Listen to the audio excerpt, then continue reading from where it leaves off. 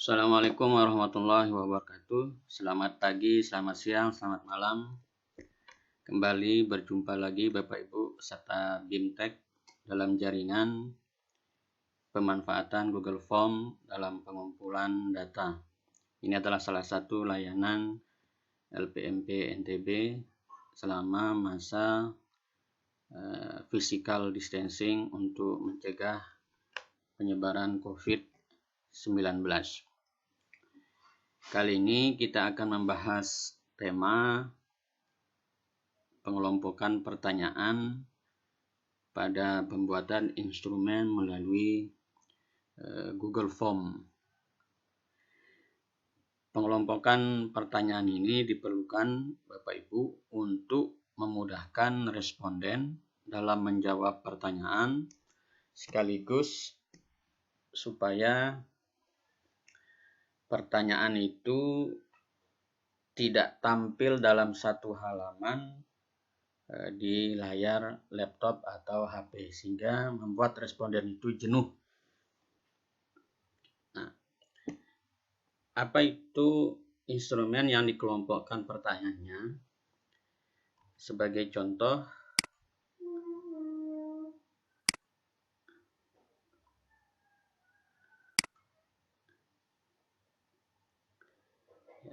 ini sebagai contoh. Cirinya, instrumen yang dikelompokkan itu, cirinya nanti setiap halaman itu,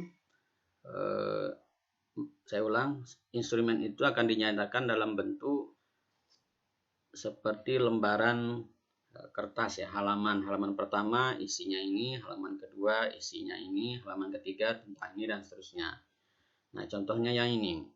Halaman pertama itu isinya tentang kabupaten dan ditandai dengan berikutnya atau next ya.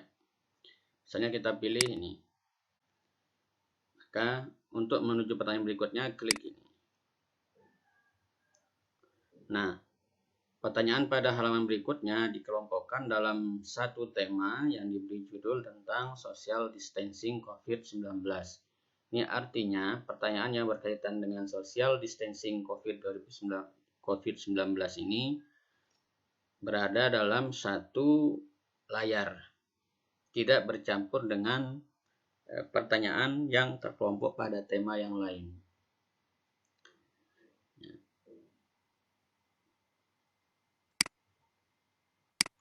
Misalnya kita jawab sembarang saja.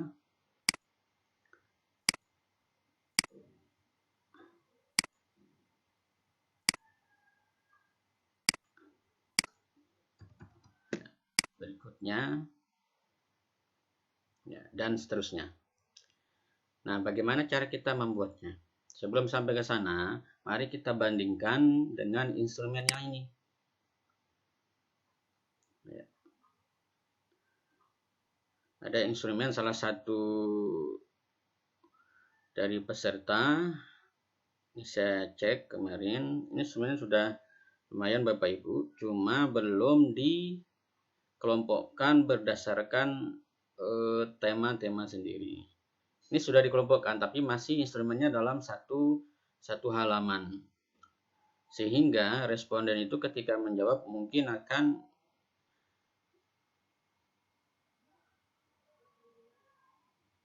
bingung nih. Nah, coba kita cek.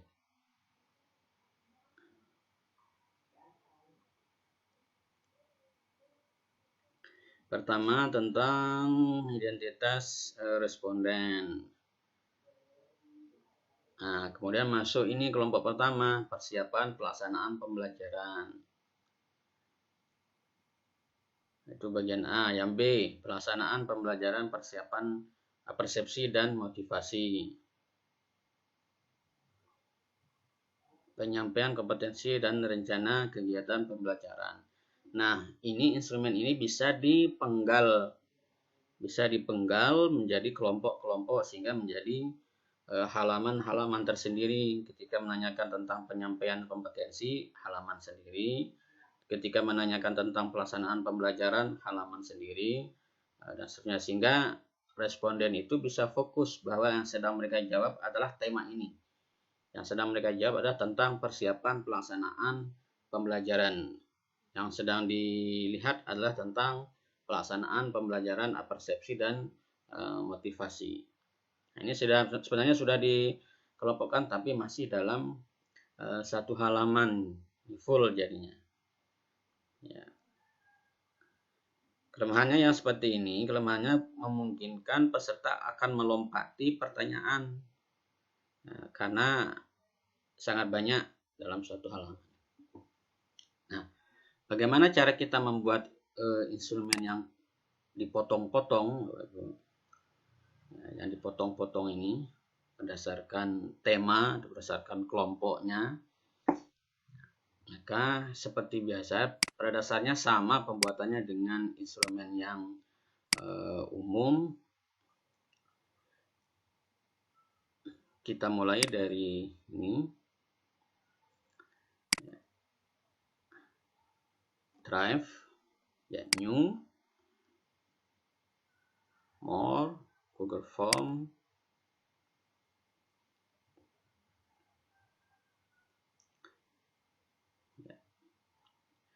Saya akan membuat instrumen misalnya tentang ini,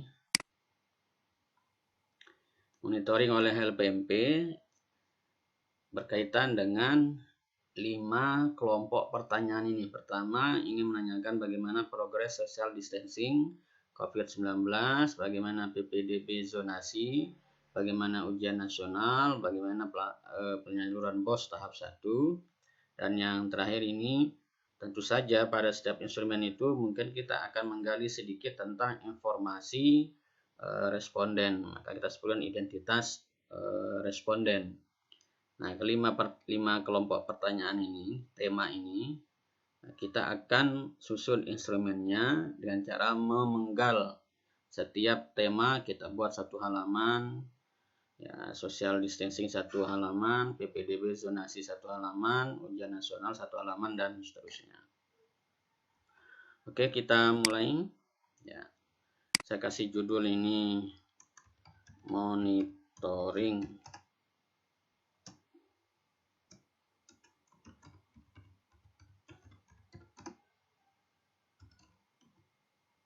LPMP. Ya. Jangan lupa Bapak Ibu membuat judul. Di sini kemarin ada yang mengumpulkan tugas tertulis tanpa judul, belum di edit. Kemudian ini deskripsi, masukkan monitoring ini bertujuan untuk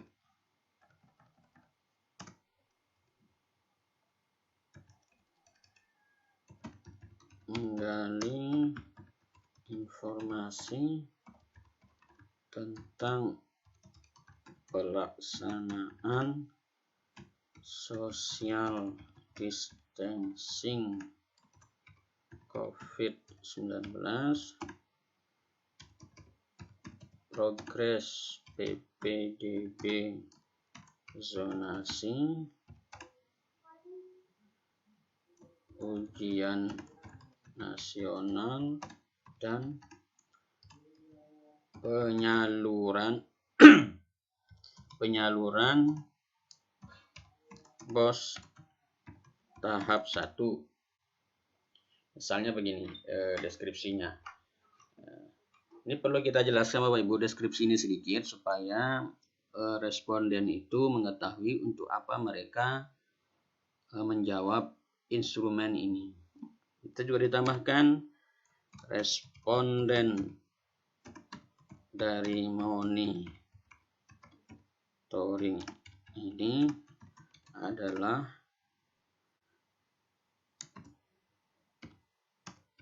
Dinas Pendidikan. Ya, Dinas Pendidikan. Baik. Nah, kalau kita ingin ini langsung menjadi bagian pertama, ya, atau menjadi halaman pembuka, maka untuk menambahkan halaman berikutnya, maka pada bagian bawah ini ada tanda apa ini? Sama dengan ya, atau strip 2, ini diklik. Jadi untuk menambahkan halaman berikutnya, klik yang ini, add section, klik. Nah, maka ini akan menjadi halaman pertama. Di atasnya tertulis section 1 of 2 atau bagian 1 dari 2. Nah, maka seksi 2 akan tertulis untitled section atau tanpa judul. Nah, sekarang disinilah kita tulis judulnya yang pertama tentang apa yang akan kita tanyakan. Misalnya identitas responden. Kita menanyakan apa? Nama responden. Ini misal jika nama dibutuhkan. Ya, ini contoh saja Bapak Ibu. Tambahkan lagi jabatan responden. Nah, karena ini kita tidak tahu jabatannya, maka kita buat aja sebagai short answer. Kalau mau dikunci boleh, tidak dikunci juga boleh. Oke, kita tambahkan jenis kelamin. Ya. Bapak Ibu, setiap instrumen itu tidak mesti menanyakan nama atau jenis kelamin, kebutuhan saja. Sesuai kebutuhan saja. Apakah kita perlu melihat jenis kelamin responden atau tidak, itu diserahkan sesuai dengan kebutuhan saja. Nah, seperti yang saya sampaikan kemarin, kalau jenis kelamin otomatis sistem itu akan membuat multiple choice, pilihan ganda. Ya. Laki-laki, perempuan. Ya. Oke, apalagi tambah lagi kabupaten kota.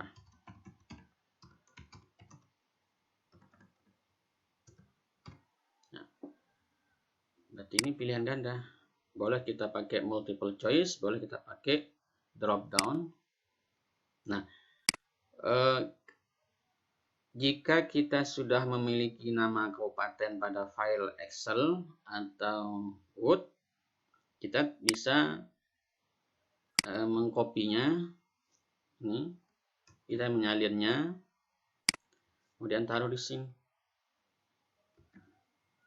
Ya.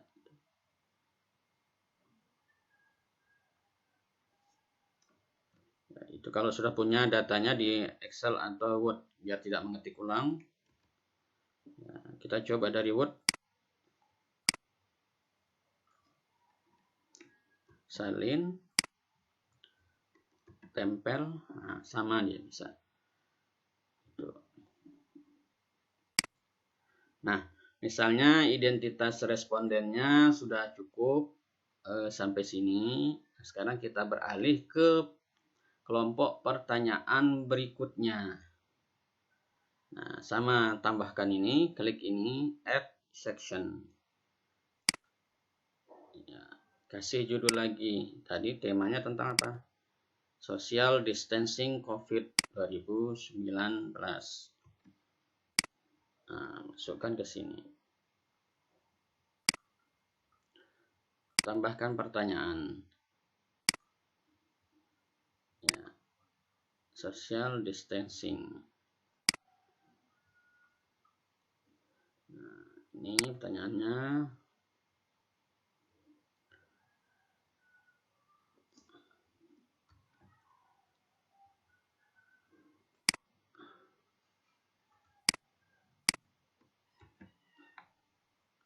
Ya, ini ya tidak.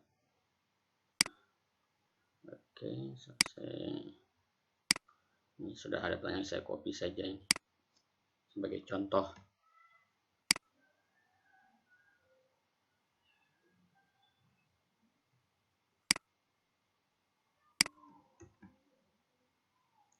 Tanggal kebijakan dikeluarkan. Tanggal. Ya. Nah, kalau kita ragu-ragu atau tidak bisa memastikan bahwa suatu instrumen itu memiliki jawaban, misalnya kayak tanggal ini, tanggal kebijakan belajar siswa dari rumah dikeluarkan. Pada kasus ini ada kabupaten yang tidak mengeluarkan kebijakan, maka jangan dikunci. Jangan dikunci pertanyaannya, tanda pentingnya ini nggak usah diaktifkan.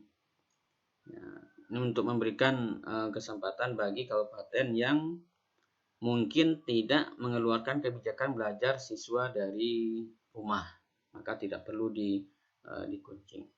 Oke, apalagi pertanyaan social distancing. Pemda menerbitkan tambah pertanyaan. Nah, iya tidak. Dan seterusnya. Oke. Kita tambah lagi pertanyaan pada tema yang lain. Ini sudah cukup, contohnya social distancing, 3 pertanyaan. Untuk menambah tema lagi, klik ini. Tema yang kedua tadi adalah PPDB zonasi. Copy. Belum di copy ternyata.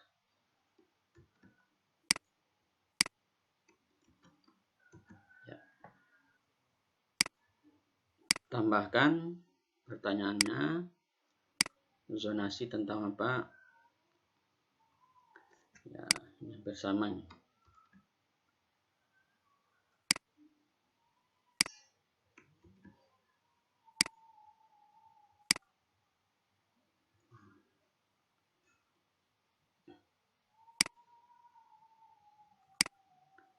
Tanggal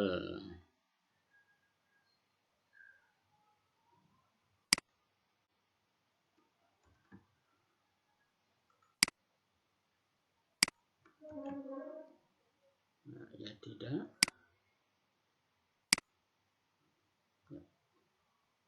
Oke.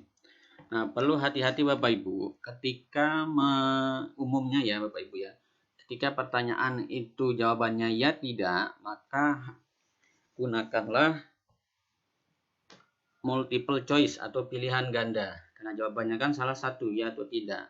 Ada beberapa kemarin yang mengumpulkan tugas. Ketika pertanyaan yang jawabannya ya tidak, menggunakan checkbox, kotak-kotak bilangnya. Sehingga ini dimungkinkan para responden akan memilih lebih dari satu. Nah, maka Bapak Ibu diingat, untuk pertanyaan yang jawabannya ya tidak, pasti menggunakan checkbox. Pasti menggunakan pilihan ganda atau multiple choice.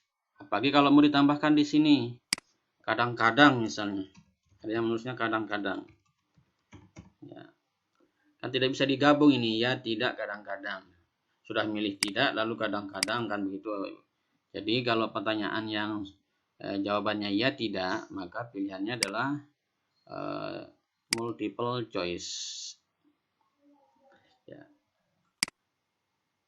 Drop down ini kita gunakan, ya, mungkin mengingatkan sedikit, kita gunakan supaya pilihan jawaban tidak memakan ruang. Ya. Oke.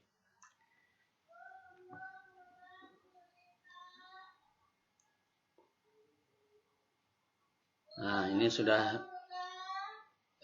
cukup Bapak Ibu. Nah, sebagai contoh sekarang kita cek.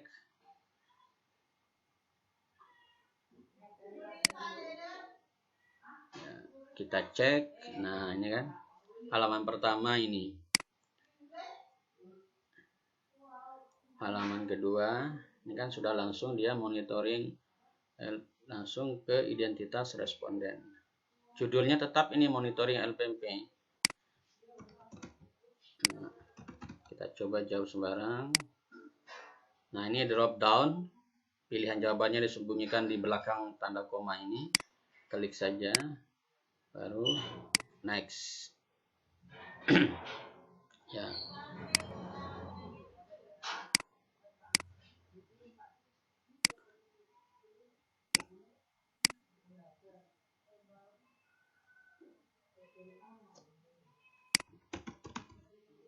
Ya. Nah, langsung submit atau kirim. Nah, dengan membuat instrumen seperti ini, yang kita kelompokkan pertanyaan-pertanyaannya berdasarkan temanya, maka instrumen akan muncul, pertanyaan akan muncul satu halaman, satu tema. Nah, ini akan membuat responden tidak terlalu jenuh atau tidak kesulitan menjawab pertanyaan. Kalau tidak dipecah berdasarkan tema, maka instrumennya akan menjadi panjang sekali. Ya, menjadi panjang sekali. Nah, seperti ini kan panjang. Setelah ini bisa dipecah. Ya. Nah, dengan membuat instrumen berdasarkan tema, maka kita bisa membuat pertanyaan bersyarat. Ya, pertanyaan bersyarat itu apa? Pertanyaan bersyarat itu responden akan menjawab pertanyaan berikutnya ketika dia sudah menjawab pertanyaan sebelumnya. Ya, ketika dia sudah menjawab pertanyaan sebelumnya.